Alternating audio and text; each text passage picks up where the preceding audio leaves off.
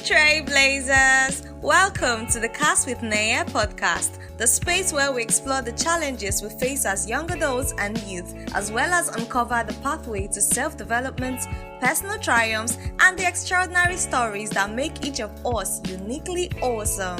In this podcast, we spark conversations that matter, share stories that resonate, and provide insights that empower you on your journey. Whether you're a student, young professional, or someone in between, this is your space to explore, Hi guys, grow, and emerge back to as the best version of yourself. Today's episode, we'll be discussing staying active as a creative. I'm sure this is a very sensitive and important topic, especially in the lives of creatives now, because I can imagine the burnout, the whole, exhaustion and everything that's going on right now in the industry. But still, how are we able to stay active as creatives? How are we able to, juggle a lot of activities and still deliver, to the audience? So that we'll find out in today's episode. For quality assurance purposes and audio fidelity, please note that this was recorded via Zoom. Our speaker today is a creative herself. She's a travel blogger, and she does that with a whole lot of storytelling. So I'll be reading her bio shortly. Do well to listen in and stay tuned. Favour is a content marketing professional with a passion for travel and storytelling. She is currently on a mission to build a thriving community of adventure seekers in Nigeria through her blog, ejawele.com. She aims to inspire and inform others to explore the world around them and embrace new experiences. Beyond documenting her travels, she connects with fellow travelers and locals, weaving authentic stories that bridge the gap between cultures. Ladies and gentlemen, boys and girls, please join me as I welcome. I call her Ijawele. Need this feel she's saying. EJ baby. Ijawele. Thank you so much for joining the Cast Naya podcast. So welcome. I'll call you Ijawele. Welcome Ijawele to the Cast Naya podcast. I'm super excited, to have you on the show. It has been long coming. Finally, we have you on the show. And today we'll be discussing staying active as a creative. Going through your journey from how you started up until now, it has been a process and is really a wonderful sight. From the beginning up until now. So, seeing your creative journey, I decided that, I think you're the best person to jump on this episode because you'll be able to explain the whole process, how you started and how you are able to stay active regardless. Because I know you juggle a lot of things, but still you keep showing up. Even in the littlest opportunity you have, you just keep showing up. So, and that's a lot of problem that so many creatives have now. I want to include myself. So, staying consistent. If not that, I think this year I'm even a lot better because I'm trying to, post at least. I have days when I post this, post that. So, but staying consistent, staying active, maybe moving with the trends, and still maintaining your sanity because it can be so overwhelming sometimes. So how do you deal with all of this and still deliver to our audience? Still, give them what educate, impact people and so on and so forth. So that's what we're discussing today. But firstly, before we go on, just say something to the house. Maybe hello, hi. You can introduce yourself very shortly. Okay, hi everyone. My name is actually Favour. Ijawele is my brand name. Ijawele is my brand name. So my name is Favour, and I'm a travel blogger by passion, but by profession, I'm a content and communications manager. So, currently I work as a community manager for a health tech company. I recently started that role, and which is even why it's more in time to have this conversation here because it's been a lot. Exactly. It's been a lot balancing everything, and I am quite excited to share what has worked for me and what I hope would work for anybody that is looking to balance their creative life and their professional life as well. So, thank you so much. So we look forward to an amazing episode. Thank you so much, Favour. Anyways, before we delve into the very deep part of this session, I just want you to firstly, explain what you think creativity is to you. Who do you think a creative is? Because I'm sure that a couple of people have had these arguments. In fact, who is a creative exactly, So some people think maybe it's those that maybe put ring light and all of that, use mic, so different definitions for different people. So please, as a creative, what do you think is creativity, and who would you define a creative? Well, to me, creativity is like basically the ability to create something. That's the short definition. That's what it means. Mm-hmm. It could be anything. It doesn't have to be a specific type of thing. It could be anything already. And I consider myself a creative, yes, because I create a lot of things. I create stories, I create videos, I create guides, I create articles. And the fact that I can have an imagination and bring that imagination to life already qualifies me as a creative. So anybody that can think up something and actually create something from that bring idea it to life is a creative. So it can be stories, it can be videos, it can be pictures, it can be anything. So so far that our imagination can come to life, you're already a creative. Wow, very, very well said. So as far as you're able to bring your imaginations into reality, more like that. So that's who a creative is. Wonderful, wonderful. Very well said. Anyway, so let's delve into the main questions. Now, let's hear some of your insights, your creative process, how you were able to navigate your creative journey, probably how you started and what the journey is like up till now. All right. Okay, so when it comes to my creative journey, I like to divide it in 4 phases, yeah? So I have my resting phase, my ideation phase, my creation phase, and the distribution phase. So the resting phase takes, this is going to sound funny, but my resting phase actually takes 50% of my creative process. And then the ideation phase takes about 20%, the creation phase takes 20%, and then distribution is like 10%. So first thing I do before I start to create anything is take my time, actually. So this also works because of the type of content I create. As a travel creator, one would think that immediately I return from a trip, I get right into editing videos or writing blog posts and all of that. But that's quite the opposite of what I do.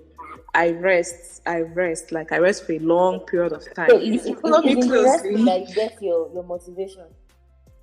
What? I said, yeah, not like yes. That's the time I take to actually let the whole experience sink in. Because if you try to create while on the go, it will lack quality. So you need time to actually take it all in before you start creating. So after my trip, I can take a whole month before I start creating anything from a trip. If you follow me close, you would have noticed that I went to Ibadan. When was it? I even went to, not Ibadan, I went to Badagry last month. I have a couple of contents I need to put out from that trip, but I've not done it yet because I'm still in my resting phase. So I go about weeks, like gathering ideas, forming scripts in my head, finding direction and topics for the blog post before I get into them. And once I'm in, I'm in. For the blog post, I start with keyword research, subheading formation, then I start writing. After writing, I edit pictures on Pinterest cover and upload to the blog. And once I finish the technical part, I hit publish. Then for my videos, on the other hand, I get ideas for the series of videos I want to create from that particular trip I just returned from. So I jot the ideas down so I don't forget. So these are all the things that happen during my resting phase. I jot those ideas down, and then in the same place I jotted them down, I attach the sound I want to use in the video. So we have trending sounds, and we have like general sound that we feel might match with the video that we want to create. So I just research on the sound. Sound is very important. So as much as the video is important, sound is also important. Yes. So I research on my sounds as well. So as I'm resting, I'm also researching. So I research on the sounds I want to use. I attach them to the ideas I have for the content, and then sometimes I go with trending sounds. Sometimes I just use other sounds. Why we use trending sounds? So that the video will reach more audience. Sometimes it works, sometimes it doesn't. But I do all these things during my resting phase, by the way. So my creation starts when I start writing the script or the moment I open my video editing app, if I'm not using a script for that particular video. So most times I create in batch, and other times I edit one at a time. I could just edit a video, post it. Tomorrow I'll come back and edit another one, post it. So as I'm posting, I'm distributing it across my other channels. I could share it on Twitter. I could share it other places that the video needs to go into. So that's generally what my creative process is like. There's no there's no particular routine, but I take my resting time seriously, because that's when I get the idea to do all the things I want to do. So there's resting phase, there's ideation, there's editing, there's distribution, a whole lot of things to consider. But basically, the resting phase is one phase that is really important to you, because that's where you get to think, brainstorm, and deliver quality content. Yes. That's a really valid point, because most times when we create things, maybe under pressure or under maybe rush or something, sometimes the content might not go as planned. Maybe it's when you're not even watching it, you're not be like, I could have done it this way, You just have tiny regrets up and down, and you're like, anyways, regardless, let us seek it straight up. So we just keep encouraging ourselves, like, anyway, we move. So anyway, that's not a good way to approach content creation. Yes. But it's something that happens. A lot of people, when they create content under pressure, then they now use that line of encouragement. Maybe nothing is perfect, just keep on. I'm like, okay. People need to understand something. If you're creative, you're creating for yourself. Like, you don't need to put yourself under pressure. You are your own boss.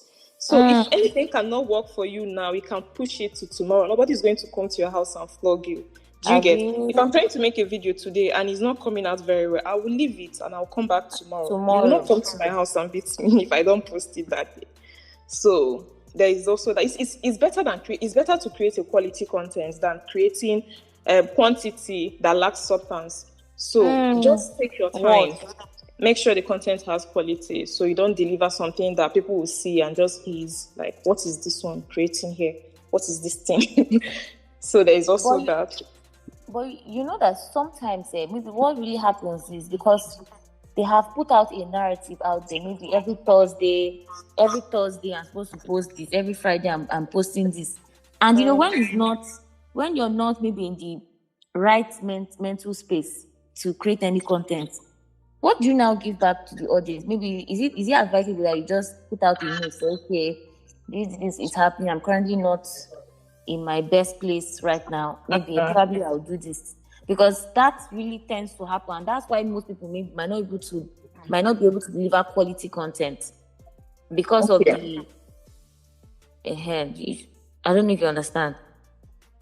Yes, I understand. Actually, accountability helps a lot. So sometimes I know creatives that they have posting days. For instance, this lady, Cassie Daves, her YouTube, she posts every Saturday. So already every Saturday, I will go to my YouTube to see what she has posted that day. But it doesn't mean that she sticks to that routine all the time. There have been days that she missed posting, and she could show up and tell you, oh, look at what happened. I can't post something today. Some other days she could just leave it like that without saying anything. And the thing is, sometimes, for smaller creators now that are putting themselves under that kind of pressure, sometimes people don't notice that you're supposed to post something today and you didn't show up. Sometimes they don't, and sometimes they do. And maybe when you are able to show up, just show up and tell them, look at what happened. I didn't have lights. My device, this happened to my device. That one happens to my device. So nobody's going to come to your house and beat you. It's about the way because of brand image and how you have already established a relationship with your audience. It's that communication part is where that communication part is important. So you can communicate it to them that this is why you can't put up this content on this day. And then you make up for that on the other day that is convenient for you. But putting yourself under pressure to deliver a content because you've already made it marked a particular day to create that content is not advisable. It's not a nice way to approach content creation, because that pressure might make you end up not creating quality stuff. And when you don't create quality stuff, guess who would bash your content? Your audience. The same people, exactly.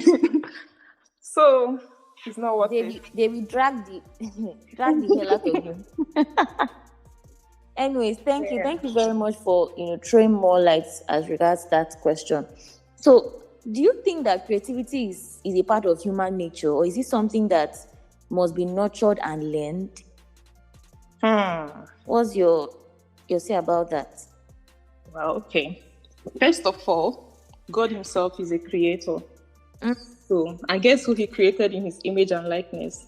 You I and am you. Me and you. I strongly believe creativity is a part of human nature. But like every other thing that is part of human nature, it still needs to be nurtured. Speaking is human nature, but we still learn public speaking, don't we? Eating is human nature, but some of us still have to learn how to eat properly. Some people don't even know how to hold fork and knife to eat. Exactly. Okay, so everyone has an inherent ability to create. When you learn, you're simply unlocking something that is already there. By nurturing, you are grooming that ability, flexing, experimenting. The more you do, the better you get at it. So yes, I believe creativity is human nature, but being a creative requires learning and nurturing. Wow, very, very sad. Being a creative involves nurturing and learning. So there's nobody that was born, perfect with everything that he or she has now. Yes. No, you might have had it, hard learning process. You might have had it, but you still need to nurture it and grow it, up to the current stage or better stage now that is profitable or better for your audience out there. Yes. Okay. So what let's now delve into the main, because basically, how do we stay active as creatives? How do you stay motivated and inspired? Maybe sometimes when you feel down, you feel like you don't want to create any content, because the main topic is staying active. So in days on days where you don't stay, you're not motivated, you're not inspired, what do you do about that? Okay. I'm going to speak for motivation. I'm also going to speak for inspiration because they can mean different things. So, I did something with my travel account on Instagram where I follow mostly accounts in my niche. So this was a strategy I adopted in order to manage the kind of content I see on my feed. So during my resting phase, like I said at the beginning of this session, I consume content. I monitor what others are doing. I pick up trends, both video and audio trends, and then I come up with ideas that can apply to what I'm trying to create. So for inspiration, watching what others are doing helps keep me inspired. So by that inspiration is not, if that inspiration, sometimes that inspiration cannot be enough to motivate you to create. Like you're jotting it down, you have ideas, but how do you idea and bring it to life? That's where you need motivation. So at the start of every quarter, for motivation now, at the start of every quarter, I give myself an OKR, that's objectives and key results. So this is basically everything I am looking to do in that quarter and what results I want to see by the end of the quarter. So my target for this quarter could be to hit 50,000 all-time views on my blog. And how do I get there? That's my objective. So I write them down in sections and subsections so they are easy to follow. This is like setting goals. There's no big deal. The way we set goals every beginning of the year. For life, exactly. So you just don't set goals. You also have like subsections in those goals. Like, how do I do this? Like down the processes and everything you need to get done. So my motivation is the result. That's target I'm trying to hit. That's what motivates me to actually keep pushing. So if I'm not, I keep pushing until I get there. So to get, let's say I want to get 10K subscribers on my 10K newsletter subscribers, so by the end of next quarter. Next quarter is April, May, June. Let's say by the end of June, I want to have 10K subscribers on my blog. So how do I get there? Number one, post more on the blog. Number two, create magnet. So a lead magnet is basically a product I'm offering users. For them to get it, they'll have to sign up. So I'm taking their email in exchange for that product. So then the third step is to strategically place that on posts that are performing well on the blog. Do you get? Then also encourage subscribers to share newsletters I've sent in the past to their network, so I will get more subscribers. Do you get? So these are small steps, small goals that I have placed under my ultimate goal. That is to hit 10K subscribers by the end of the quarter. So if I'm not motivated on a certain Wednesday in May, and then I remember that I have less than 2 months to hit 10K subscribers. And at the time where I'm not motivated, I have only 2K subscribers. What do? I sit my ass up and get back to work. So when you have a direction, when you have a goal that you're targeting, when you have a target for, and then you set a timestamp for that time, that's your motivation. But if you keep freestyling it, you will barely have any motivation. So it's best to just set a target and then work towards that target, so that you know that when time is running by and you're not doing anything, you're actually sitting there and wasting your time, and your target is not going to be met by the end of the quarter. So that's how I stay motivated. Oh, okay, very, very, very well said. So, now that you're juggling a whole lot of things, how are you able to, combine everything and still deliver as a travel blogger, still travel to places, create content, and you're also doubling up as a community manager, a communications manager, and I mean, is really, really a whole lot. So how are you able to manage these activities and still stay active as a creative? That's okay. Now So going down to you as a person. yes, and I'm going to speak on this with my own personal experience. So I work in 9 to 5, yeah. Okay. And then I work Monday to Wednesdays on site. Thursdays and Fridays I work remotely. Okay. So as a travel blogger, I can work remotely. That's actually the key word here. I can work remotely from Thursday to Sundays. So if I want to travel, and let's say let's say last weekend I was not in Lagos. I traveled to Ibadan. I went on a trip. On Thursday, I took the train to Ibadan. And right there in the train, I whipped up my laptop and I started working. So I was working on the go. Throughout that trip, I was working. So I'm not going to tell you that I have found a way to balance it or anything. No, I'm working on my trip. So what I try to do in order to not entirely let my work spoil the whole experience for me is to find I try to moderate my sleeping schedule. So most times I just tend to sleep early and wake up earlier to get my whole day's work done for those Thursdays and Fridays that I'm working remotely. So I get my day's work done in the early hours of the morning, and then I also make posts on my work accounts. So I try to get all those posts ready so that when the time I don't schedule. You just put them out there. So when the time comes, I'll just open the app and post the content. Okay. But generally, I try to, whenever I know that I have a trip, I'll try to reduce my workload by working double on the days that I work on site, so that on the days that I work remotely, I will have lesser things to do. Do you understand? I will have lesser things to do. To overwhelm myself with work while on trip. Then when it comes to post-production, like creating content after I am back from the trip. So I also tend to remind myself that I am working 9 to 5. My work time is from 9 to 5. So anything that concerns work, I make sure to finish it at the office. As I'm coming home, I'm picking up on my personal stuff. Okay. So yeah, so during my work hours, I focus on work. After work hours, I create content. Do you get that? Yeah. So that's how I've been juggling it. So basically, it's just balancing. I think you're able to strike a balance, and then you figured out that working in the early hours of the day is more, makes you achieve more. And it's true, because if you wake up around maybe 4 or 5, you notice that your brain is so active, and you tend to do things very fast, and you're so articulate, like you're just fast about everything. Because once the sun starts, setting, sun start coming in and everything, you just start getting weak. Imagine waking up on a Monday morning and maybe around 12 or 1, and maybe you're feeling sleepy. You're like, I feel like sleeping. So you're just already dull.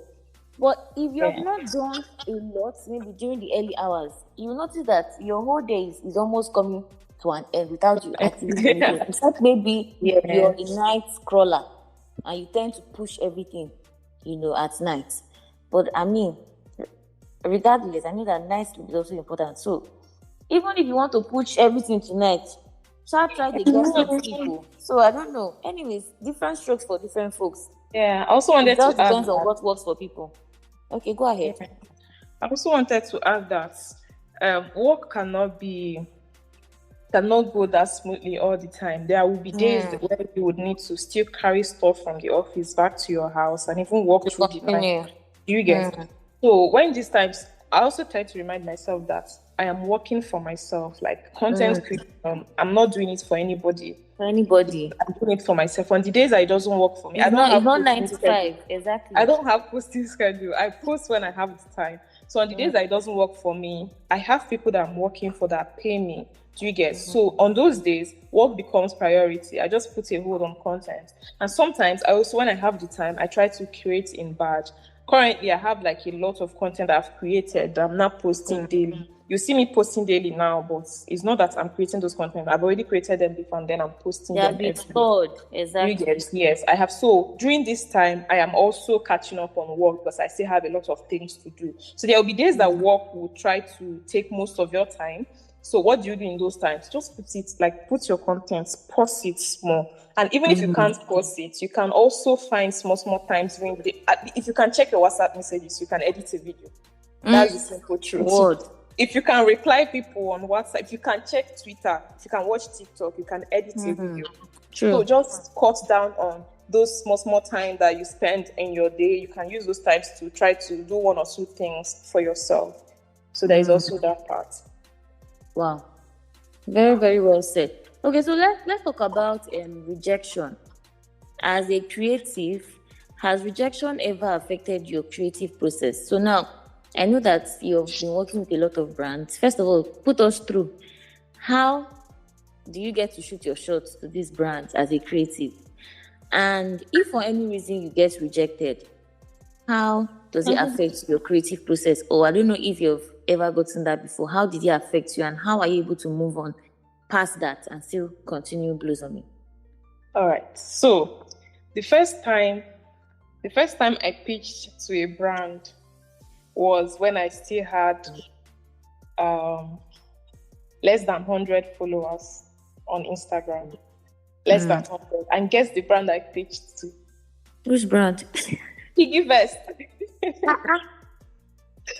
nice. Yes, I pitched to Piggy Vest and they responded.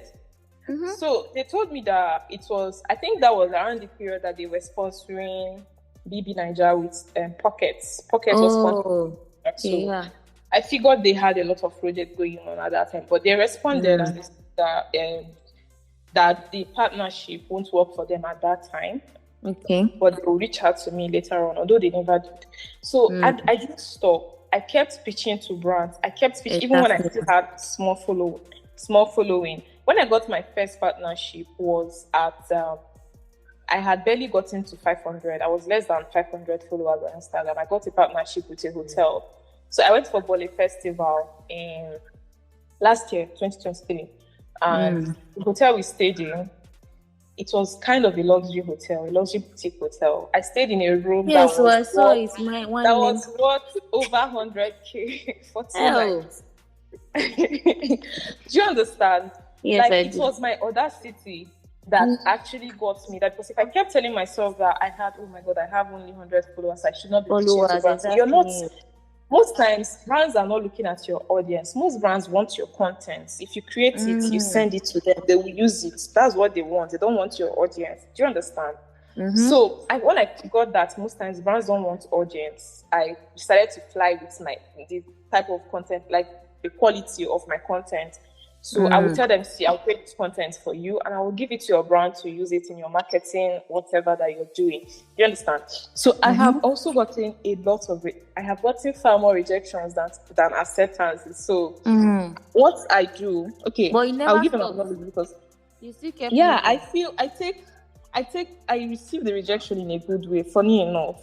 So I take every rejection as a motivation to do better, to produce better content. You get? So there was this one time I sent a page to a brand.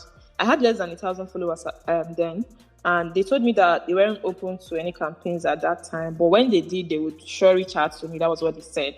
later I saw their campaigns flying around. Many influencers were then doing what I had told them that I wanted to do for them. I was hot though, but looking at all those influencers, they had one thing in common: a large following. With the size of my audience, I may not have been the right fit for that campaign. You get? So what did I do? I created content consecutively for 30 days, non-stop, just so I could grow my followers. Do you get? So that single rejection pushed me to go on that content creation spree for 30 consecutive days. So instead of taking it as like dwelling on it and feeling bad about it, I took it as a motivation and I created more, created better. So that's how I take rejection. When your time comes, your time will come. So, and besides, you shouldn't, whenever you're pitching to brands, you should always be ready to hear a no. Don't always expect yes. Don't even expect yes at all. It will help you manage the response you get. If they are going to accept you, fine. If they don't, fine, move on. You're not meant to work with every brand out there. Some brands are not even working with that brand at that particular point in time. Might not even be the best thing for you. There could also be like a better timing in the future for that partnership to happen. So just let it be and move on with the next brand. So that's what I would say. In other words, just keep showing up. And if for any reason you get rejections, don't see it as maybe setbacks. See it as something to spring you into action. And there was another instance. There was this event that happened, influencers hangout in Owerri. I don't know if you saw the flyer when it was flying out. Yeah, I did. You and your location girl, Abby? I didn't go. They invited my friend. You advertising it with your location girl, right? No, she was the one advertising it. Okay, yeah, She was the one advertising it, yes. But I know, so they sent I saw it on her. Yeah. And a couple of other people, and then nobody invited me, and I was now like, Owerri is a small community. The littlest creator would get invited to this kind of things. So, and then I was not invited. I was now feeling bad, like, what happened? Is it that I don't have enough people, or is it that you're not creating great content? Do you get? So, but later on, I was now like, even if I had been invited, I didn't let it last for long. Like, I was like, even if I was invited at that time, I don't know if it would have been a perfect time for me to network with people, because I wasn't going to be based in Owerri. Like, I was living in Owerri like the next month. And then my audience are not Owerri people, and I don't even create niche content for Owerri. Like, my audience is the whole Nigeria. Do you get? So trying to feeling bad about the fact that I was not invited for something that Owerri creators were being invited for. I just had to shove it aside. Like, I should be aiming for a nationwide scale. Do you get? Like, let me be recognized for nationwide events instead of feeling bad about regional events in a region that I don't even function in. Do you understand? So that was what helped me come out of that. Just move past that stage. Okay. Pretty good. Very, very amazing as well. So before we're almost coming to the end of this session, but before we come to a close, I just want to ask you, what's the story behind Ijawele?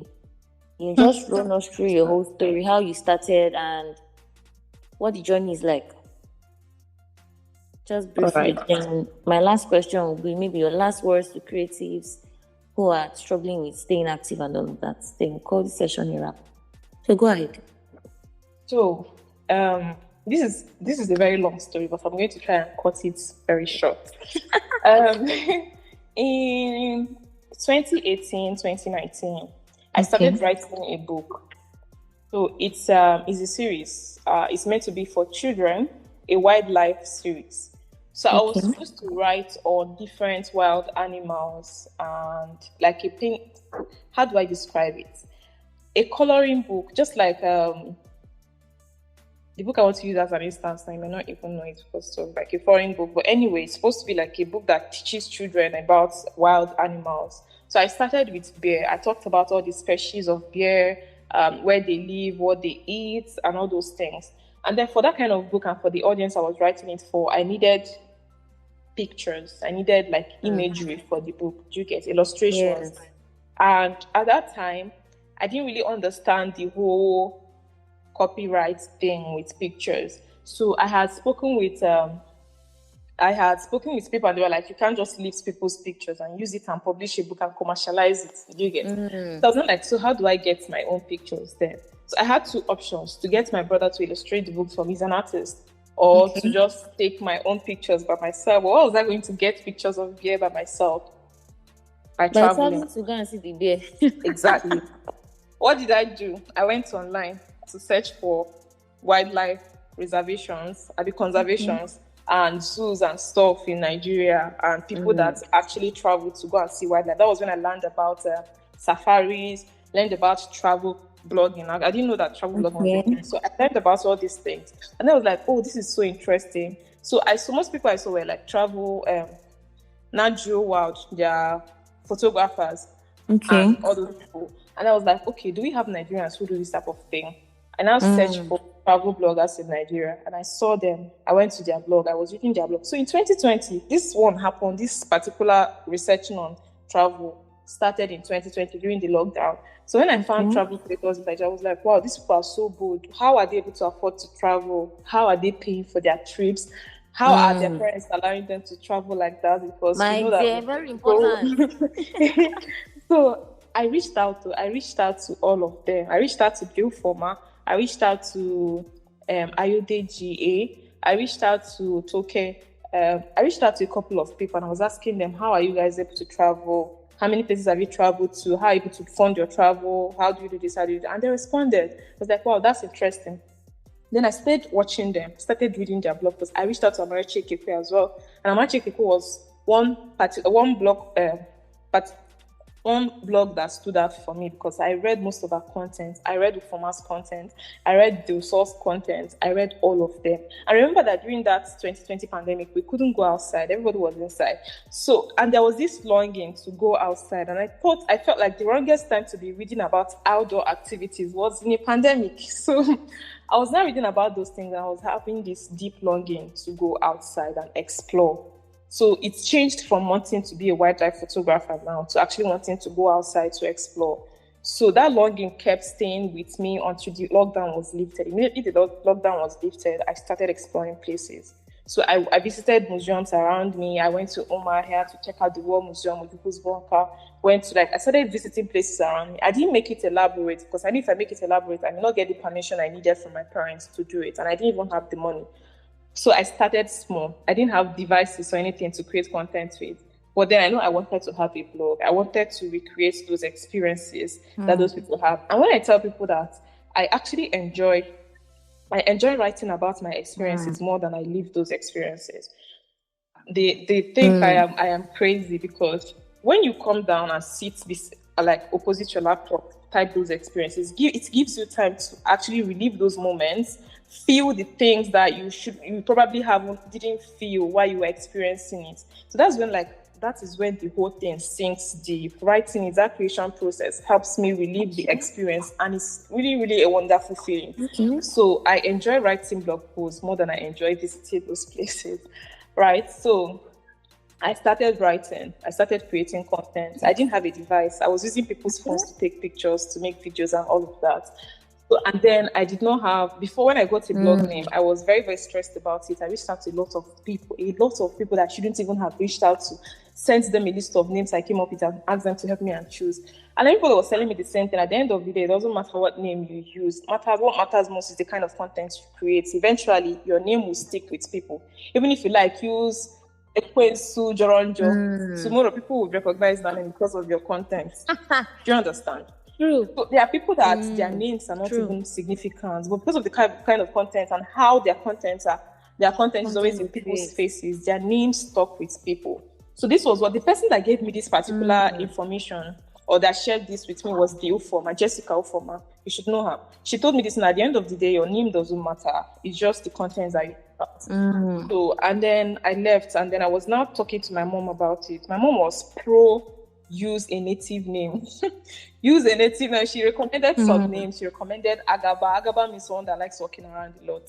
And then later she asked me, what about Ijawele? Okay. And then I was like, wow, that sounds nice. I checked it. It was not available. It was not free. Someone has taken it. I was sad for a long time.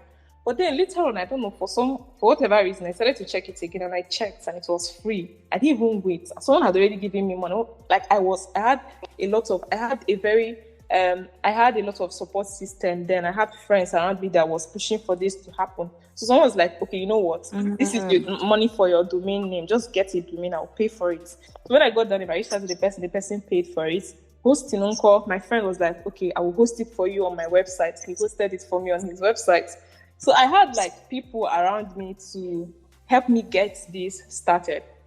I started my blog with my phone. I bought the domain, designed my website with my phone, wrote my first couple of posts with my phone. I did everything on my phone. I did not really wait for a laptop or anything to come. I did every single thing on my. When I launched my blog in October 2021, I launched it on my phone. Everything was on my phone. So when people like try to tell you that they don't have enough resources to get started on something, like, bro, work with what you have. However it is, I started with nothing. I didn't have a good phone till like 2022. Exactly. So, but still, I put out stuff. I was creating content. Whenever I want to travel, I'll drag one of my friends. Every expense will be on me. Just come with me. I'll pay for your transport. I'll pay for your stuff. They will come.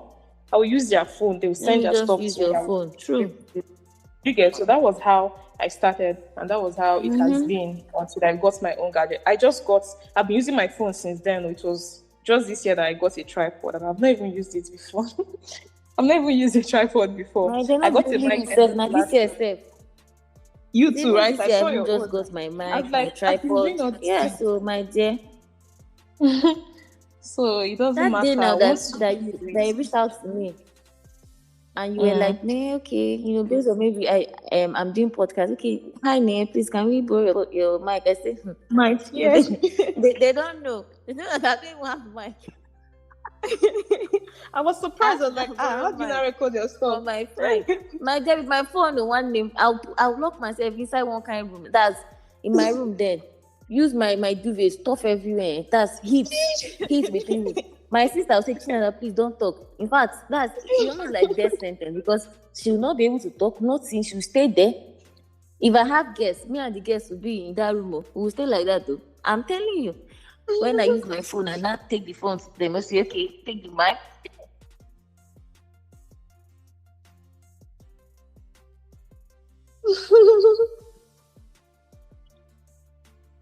So I'm looking back and I'm laughing, but I'm like, if I did not go through all these ways, maybe I would have not even, appreciated my journey. Appreciated your journey, exactly.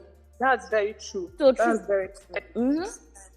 But if you can get it maybe that's first hand or whatever, that's fine. But if you don't have it yet, that's not enough reason for you to not even create content or do what you always wanted to do. That's not even an excuse. Mm-hmm. So I love the fact that you hammered on that part. Start with what you have. Use what you have to get what you want. That's the slogan. There was this video I did. One video I did last year. I was recording a voiceover for that video. Everywhere was so noisy. I was staying with someone at that time, so she had like her family over. Everyone was so noisy, but I needed to record that audio there. So I went to the staircase to record the voiceover, and you know how staircase can there is usually echo in the staircase. So I just worked with it like that. At least it was quiet. Yeah. So I created the video like that. There, I posted it. Someone that came to the comments, I was like, "Did you record this voiceover in the toilet?" I was like, "Wow, wow!" Inside the comments, I was crushed. I wanted to delete that video, but I was like, I will not delete it. I will leave it there. At least when I start telling my story, I will have pointers like, look at this video. When I recorded this video, I did it in the staircase, and I did not have a mic then. I worked with what I have until I just got a mic ending of last year. How many times have I used the mic? How many times? So eventually, if your mic is there, you work with what you have. Mm-hmm. Exactly. Very, very beautiful points coming from EJ, the one and only EJ. Anyways, let's just call the session a wrap. I mean, it has been amazing. Thank you for sharing your your habits and some things that help you stay active, stay inspired, and stay motivated as a creative. Thank you for telling us your own routine, how you're able to balance and juggle a lot of activities while doing a 9 to 5 and doing other things for yourself. You're still able to create time, do content. And there's one statement you made. You said, if you can have time to read that message on WhatsApp, then you can edit that video. And then you can also batch create. You don't have to wait for when maybe it is due. So if you have any time, you can batch create content. Just maybe use a day and then create as much as you can. Let's just remain that is okay. Maybe editing left. And then any little time, just keep on editing, chipping in one thing or the other. And before you know, all your videos will be edited. So I really appreciate it. The role of rejection, how rejection should not be setbacks, but instead should be springboards for more actions, for more opportunities, and for good work, for excellent work. Yeah, so a lot was also said about that, and then your whole Ijawile journey, how you got your name, and how basically your whole process. And I'm so happy to hear all of that. So before we conclude, do you just mind saying something to any creative out there that is listening to this podcast on maybe anybody that is facing any challenge or staying consistent, staying active, and dealing with the pressure basically on social media? How do you keep your head focused? Focus on you. Just face your content, my dear sister or my dear brother. How do you stay? So what's your advice for them? How are they able to deal with the pressure coming from social media, and some challenges and all of that? Just maybe any last words or advice or encouragement to anybody listening. Okay, I will wrap it up with just one advice. Okay, so when you're feeling inactive, don't force it. Don't make any conscious efforts to stay up to speed. It can work for you, but you might end up creating works that lack quality. So take that time to feed your mind. Read books, watch movies, listen to music, watch other creators, network with people, go outside, take pictures, shoot videos with no intention of making content out of the videos. Do you get? Do everything, but create. When you've had enough of all these things, get back up and start creating. Do you get? You will notice how effortlessly your creative juices will flow. Instead of forcing yourself to come out of creative block or anything that is holding you back, use that time to recharge yourself. Use that time to gather ideas. Use that time to just rest. But you need rest. You need to refuel. Yes, you need to recharge. So take that time off and inspire yourself. Feed your mind. If you don't feed your mind, it will be difficult for your mind to feed you. So always pour in on the times that you can't pour out. So that's my advice. Very, very well said. Always pour in on the times you cannot pour out. Feed your mind so that you can feed out. I don't know what's about that feeding or feed out. But anyways, regardless, thank you so much, Ijawile. Guys, you are talking to somebody that is a Pulse collaborator. Pulse Nigeria. I don't know why she not mentioned that part. This is a big girl. So please, when this podcast is out, I beg, Ejo, listen, go and stream, download, Joe, because Ijawile has really shared her journey, and how she didn't let a lot of things limit her or stand as setbacks to her. So she's currently a Pulse collaborator. If you check Pulse Nigeria, you'll be seeing her. You'll be seeing where two of them did collaboration things. So check her out. And she also has a blog, Ijawile blog. She's also on Instagram. She's a travel blogger, just like she said. Is also Ijawile on Twitter, Instagram, where again, TikTok. The blog is Ijawile. Yes. Okay. So everybody go and look for Ijawile. Please, next time, if you're traveling and I'm around that side, you could carry me. No problem. You ain't so. No wahala. Thank you so much. I really had a swell time conversing with you. Me too. Had a wonderful. You should do more of this. My dear, yes. So one name. All right. Thank you so much.